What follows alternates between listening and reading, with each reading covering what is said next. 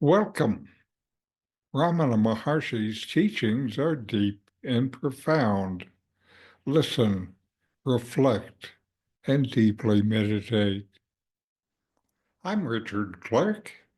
I'm reviewing and commenting on the book Talks with Sri Ramana Maharshi. Today is from Talk 643, Part 2. Questioner. The Gita seems to emphasize karma.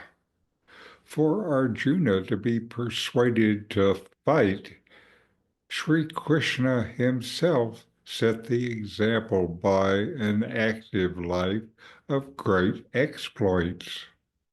Maharshi, the Gita starts saying that you are not the body, that you are not, therefore, the karta, the doer.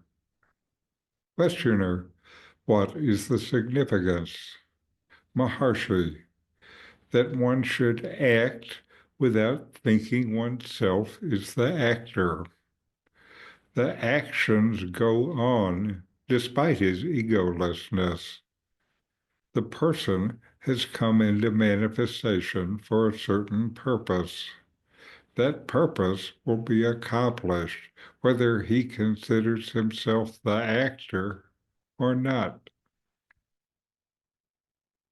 In this dialogue, the questioner raises a concern about the teachings of the Bhagavad Gita and how they seem to emphasize action or karma. The questioner points out that Sri Krishna persuaded Arjuna to fight in battle, and he himself lived a life filled with action and responsibility. The questioner is essentially asking if the highest wisdom is to know oneself as the self, untouched by action, why does the Gita seem to encourage involvement in the world of action? Sri Ramana Maharshi responds by reminding the questioner that the Gita begins by declaring a truth. You are not the body.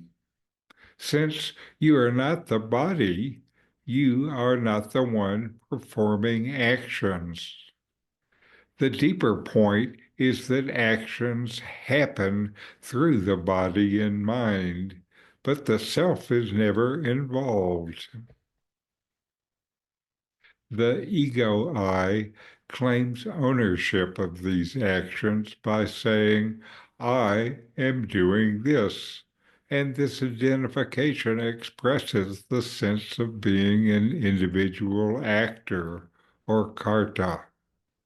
In truth, the self remains pure, unmoving, untouched by any activity. Sri Ramana clarifies that the significance of this is to act, but without the thought that you are the actor. In other words, the body and mind will carry out their activities according to their nature and the circumstances of life. Events unfold, actions are performed, and life moves forward. But the wise person recognizes that none of this belongs to him, the untouched self. This isn't an encouragement to be passive or withdraw from life, but rather to drop the false sense of authorship over what happens. He adds that a person comes into manifestation for a certain purpose. That purpose will be fulfilled, whether or not the person imagines himself to be in control.